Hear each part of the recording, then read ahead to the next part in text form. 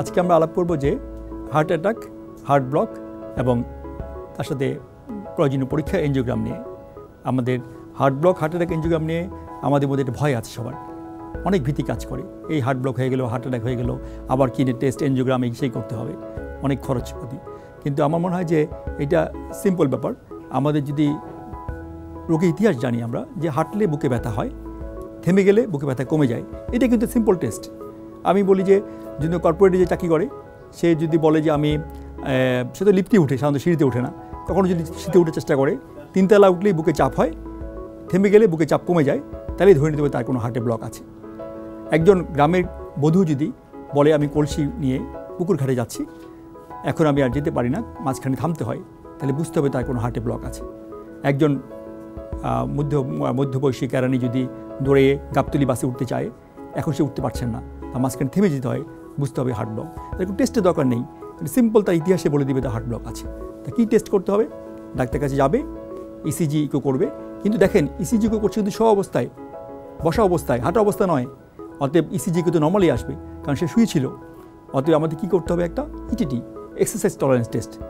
তাকে সাইকেলে দৌড়াতে হবে, দৌড়ালেই বোঝা যাবে তার হার্টে ব্লক আছে কিনা। দৌড়ালেই তার ইসিজি চেঞ্জ আসবে, সহজেই ডাক্তার বুঝতে পারবেন হার্টে ব্লক আছে কিনা। এখন হলো আসি এনজিওগ্রাম কখন লাগবে। এনজিওগ্রাম কখন লাগবে ডক্টর সাহেবরাই, কার্ডিওলজিস্টই সিদ্ধান্ত নেবেন কখন লাগবে। সাধারণত আমরা বলি যে যাদের হসপিটালে ভর্তি হয়নি, ডাক্তার কাছে এসেছে, তার হাঁটলে বুকে চাপ হয়, ইটিডি করলে ইটিডি পজিটিভ আসছে, তার এনজিওগ্রাম লাগবে। অথবা হার্ট অ্যাটাক হয়ে গেছে, হাসপাতালে ভর্তি হলো, তখন তার এনজিওগ্রাম লাগবে। এনজিওগ্রাম সম্বন্ধে ভয় কি? এনজিওগ্রাম করলে রোগী মারা যায়।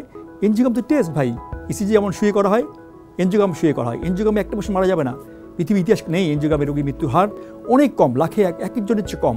এনজিওগ্রামতে আমরা কী করি? একটা হাতের রক্তনালীতে একটা আমরা যেরকম স্যালাইন দিই, এটা ইঞ্জেকশন পুশ করি, ওখান থেকে একটা ডাই দিই, সেই ডাইটা হার্টে যায়। মেশিনটা অনেক কস্টলি, মেশিনটা ঘুরে ঘুরে ছবি তুলে, এটাই এনজিওগ্রাম, সিম্পল জিনিস। এখন তাহলে মারা যাচ্ছে কীভাবে? এনজিওগ্রাম করার সময় আপনার হার্ট অ্যাটাক হয়ে গেছে, আপনি হাসপাতালে গেছেন, হার্ট ফেলিউর ডেভেলপ করেছে, এনজিওগ্রামের জন্য মারা যায়নি, তার হার্ট ফেলিউরের কারণেই মারা গেছেন। আমাদের ভুল ধারণা যে এনজিওগ্রামের জন্য যে রোগী মারা যায়। এনজিওগ্রাম একটা সিম্পল টেস্ট, এটা করলে তার ব্লক ধরা পড়বে। আরেকটা হলো যে খরচের ব্যাপারটা। খরচ কিন্তু খুবই কম এনজিওগ্রাম করার জন্য। সরকারি হাসপাতালে 3 থেকে 4 হাজার টাকা, প্রাইভেট হাসপাতালে 16,000 টাকা। আমাদের পাশের দেশ সিঙ্গাপুরে 2 লক্ষ টাকা, ইন্ডিয়াতে হলো প্রায় 20 থেকে 25,000 রুপি। ফলে সেখানে বাংলাদেশে কিন্তু আমাদের মেশিন খরচ কম, কারণ আমাদের এখানে কিন্তু বাইরের দেশগুলো অনেকগুলো কম দামি আমাদের দেশে মেশিন সাপ্লাই দেয়। ফলে আমাদের কিন্তু এনজিওগ্রামে খরচ কম, অতএব এনজিওগ্রামে কোনো জীবন রক্ষার কিছু নেই, এখানে জন্য বিদেশ যাওয়ার কোনো প্রয়োজন নেই।